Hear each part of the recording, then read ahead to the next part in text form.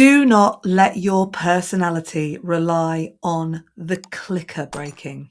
A couple of weeks ago, I was watching a speech and the room shifted. It was a really good feeling, actually.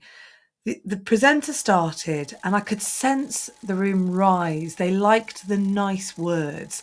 He was really authoritative.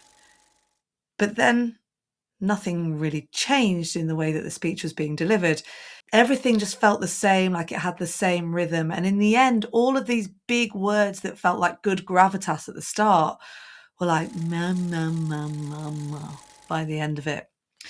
And it occurred to me about halfway through, oh, this talk has been written by AI. Big disconnect. But suddenly, there was a moment, something changed. In the middle of this presentation, the clicker stopped working. The presenter looked down at the clicker, realised something wasn't right, the pages weren't turning as he'd expected, and ended up making a really relatable joke. The whole audience laughed, everybody sort of settled back down, and everything felt like he was reconnecting. And it made me realise this happens a lot, doesn't it? That you have this wonderful speech written for you, and then something happens, like a mistake happens on air, and inside it feels like you are really dying. But actually, the audience finds that moment to connect with you. What if you could marry both of those things together? Now, I really want you to know that I'm not against AI. In fact, this whole video is going to be about how to use it so that you feel like you are getting the most from your talk. And you definitely should use it because it is great at coming up with different ways and finding structure for you. But here's the issue. The AI that you're using is likely to be called something like an LLM, called a large language model. And what that AI does is it goes into the universe of what already exists, finds all the best bits from it and pulls it back into your script. So if you say, please, could you write me a script for a talk, which is 10 minutes long and is about this, it will do the best that it can to write you something from the best structures, the best lines, the best words. And what that does is it goes and finds good rhetoric from the Greek times and pulls that back in. You'll know it because you'll have seen it. One of the things it does is it uses antithesis. And antithesis is when you see it's not green, it's more than green. Or it's not only that you can do this, but you can do that as well. It's that not and then. Now, don't get me wrong. Aristotle is absolutely right when he says this is one of the best ways that you can influence and persuade people. In the Greek times, they were talking more than anyone does in these positions. So being a great speaker, these techniques, they still work today. The problem is that the AI goes into the universe, pulls out all of the really useful stuff and throws it all in, which means that you end up with antithesis and rhetoric all the way through. You'll see it as well in the power of three. It will give you, if you ask it to write a speech, it will give you 3 things every single time. It's great to be green. It's great to be red. It's great to be yellow. It's like that 3 repetition. I remember I was sat watching a client once. I'd done a bit of AI work on the speech and we were just doing the table read and I hadn't spotted it in a paragraph. And I'm listening to this talk come back to me that I've written. And I'm going, oh goodness, there's 4 examples of antithesis in this one paragraph. And guess what? No human talks like that. So that's the key giveaway. And the talk I was talking about at the beginning of this video, the chap was reading from a talk he'd written in AI. I could tell because all this lovely language and corporate jargon and big ways of speaking were in there, not the way that he spoke. And here's the thing. The AI over Aristotled Aristotle. And just like when any strength is turned up too high, it becomes a weakness.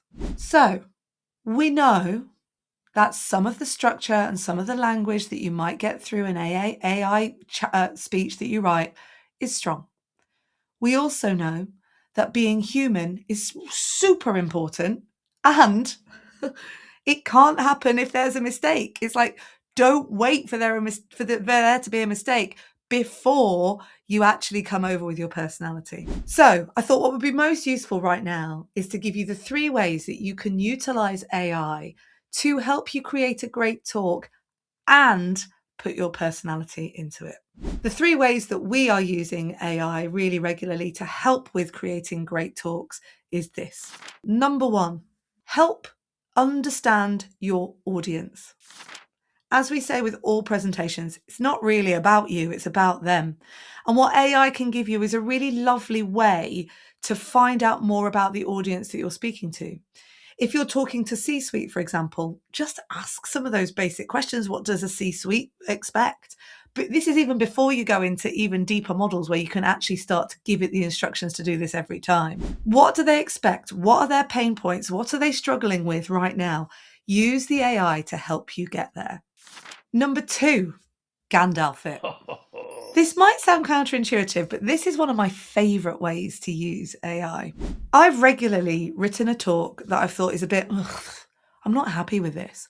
Or I might have even used the ChatGPT or Claude to write the talk in the first place and thought, I'm not very happy with this. But I'll take a segment of the talk and I'll put that segment into Claude, Copilot or ChatGPT, and I will ask it to rewrite that part of the speech in a character. So I might say, could you write it like Gandalf from Lord of the Rings? Especially if I know I want a bit more presence in that moment. Or I might say something like Charles Xavier from X-Men.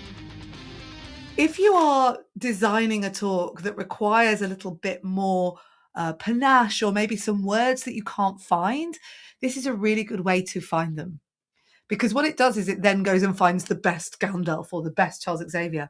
What I do with that process is then tweak it and change it so that it feels like the person that I'm writing for or for myself. But the key is here that it's just unlocked something. It's given you an opportunity to go in a different direction.